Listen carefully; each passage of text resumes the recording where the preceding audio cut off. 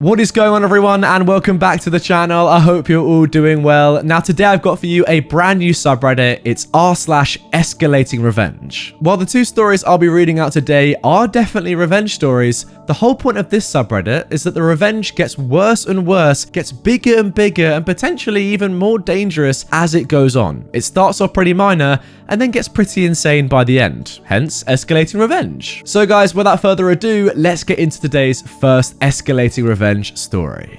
Steal my HUE lights? Enjoy your new, earlier wake-up time. Little preface, this story wrapped up last night. Now for some background. I was dating a guy, long distance last summer, and things were going pretty well.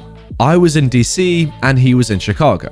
I was about to move to Spain temporarily for a really cool opportunity, and my boyfriend and I discussed that after I returned to the US, I would move to Chicago and we go from being long distance to a normal couple. My lease was going to end right as I was going to move to Spain. Instead of finding a way to store all my things for a year and then subsequently move them to Chicago, I figured that this was a perfect time to downsize. I got rid of a lot of clothing, sold my furniture, and just decided to keep some essentials, sentimental items, and portable expensive electronics. I only brought the essentials to Spain, whatever would fit in my luggage, and my boyfriend offered to store my sentimental items and electronics. I didn't mind him using or borrowing the electronics while I was gone. Games console, games, JBL speaker, and my HUE lights. And he installed the HUE lights in his condo. I visited him for a week and a half right before moving to Spain, and we had a little bit of tension and the visit was a little bit rocky. I thought we were going to be able to work through things and recover, but right as I moved to Spain, my boyfriend ghosts me for a month and then breaks up with me over a text message. We briefly text about how I can get my belongings back, as well as the roughly $400 he owes me. So I'm depressed and lacking a support group in Spain, coupled with the language barrier, and I decide to return to the US sooner than anticipated, and I actually end up moving to Chicago anyways, because I was over DC and I got a nice job offer in Chicago. My boyfriend returns my sentimental items on his own accord, but doesn't return my electronics other than my games console. I tried to contact him, but he blocked my number, Instagram, WhatsApp, Venmo, and Splitwise. I tried approaching him in person the couple of times I bumped into him and asked him if we could discuss my electronics and the money he owes me, and he completely blows me off and is extremely rude. Obviously, I conclude that he has no intention of returning my electronics or paying me back the money he owes me, and I'm angry. I try to be patient and diplomatic and attempt to talk to him a few more times whenever I bump into him, but he was acting the same.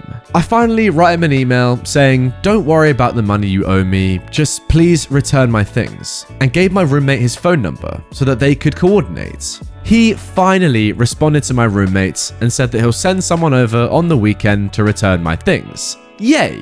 When the person dropped off my things, they only brought the games and speaker. My boyfriend had kept my HUE lights. I run into him once more and ask him when I could get my HUE lights back.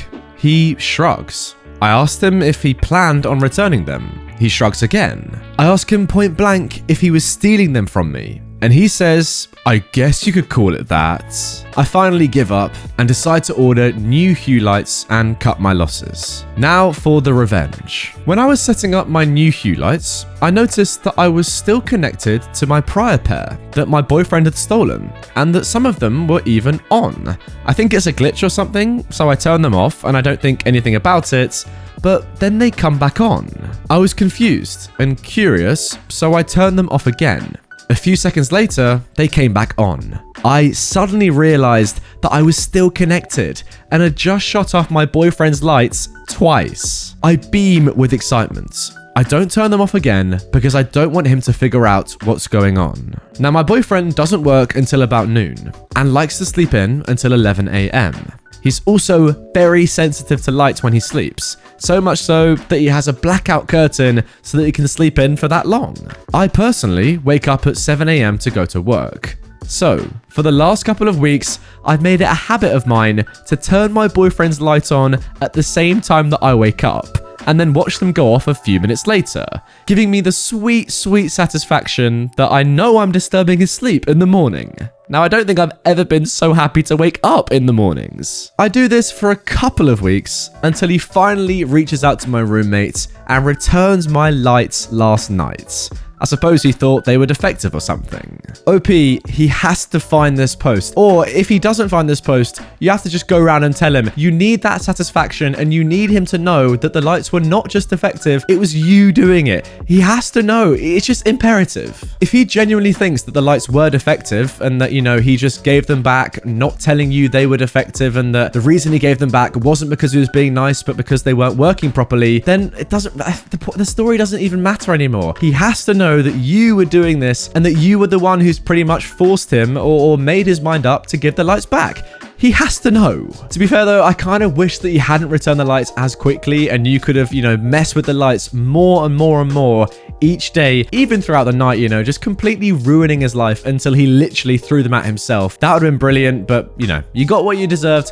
Your lights back. Don't steal someone's lights. I mean, that is disgusting. So well done. Now moving on to our next escalating revenge story. I received 4 flat tires from a stranger. So I changed their neighborhood dynamics. I was invited to play poker at a friend's house. I'd never met the host and never been there before, but I knew most of the people. The house was only a 15-minute walk or 2-minute drive from my place, but I'd never been on that cul-de-sac before. So at about 3 a.m. in the morning, the last of us poured out of the house and into our cars. I felt something was off the moment I sat in my little car, but it didn't register. I was very tired. Everyone else left and the host house went dark as I let my car warm up. It was very cold outside. When I tried to pull away, I knew something was wrong. My car wasn't moving normally. Having hardly moved from my spot, I stopped and stepped out of my car. That's when I noticed I was too close to the ground. By the moonlight, I could see all my tires were flattened. My car was sitting on the ground. I sat back inside my car to collect my thoughts and keep warm. That's when I noticed writing in the dew in my rear window. It read, "F-U." I got out and stood over my rear window, reading it in disbelief. I looked around my car for other evidence, but found none. The cul-de-sac was mostly empty, but had been full when all the poker players were there.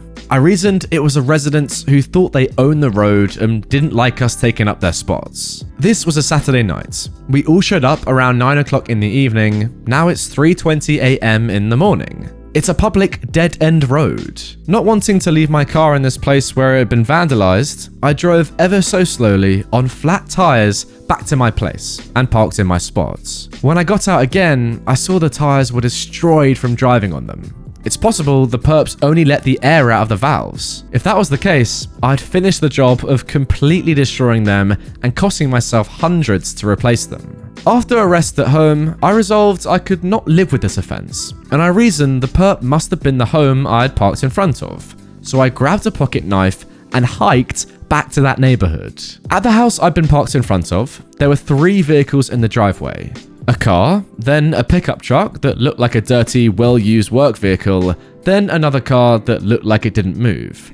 Starting with the pickup truck, I used my pocket knife to flatten all 4 tires and then the car in front of it. I walked off quickly. I never had a reason to return to that particular piece of road again. Fast forward a week later, and I see my friend who was renting that room at the poker house. I asked about parking on his cul-de-sac. He reveals there were neighbors across the road who battled over parking. He said they went at it fairly often over the previous year. Fast forward 2 months later still. I see my friend again and ask him about parking on his road. This time he wants to know why. So I tell him the above story. He says, "Oh, that's why." I asked what had happened. He said the street has been silent and there hasn't been any fighting for parking in a couple of months.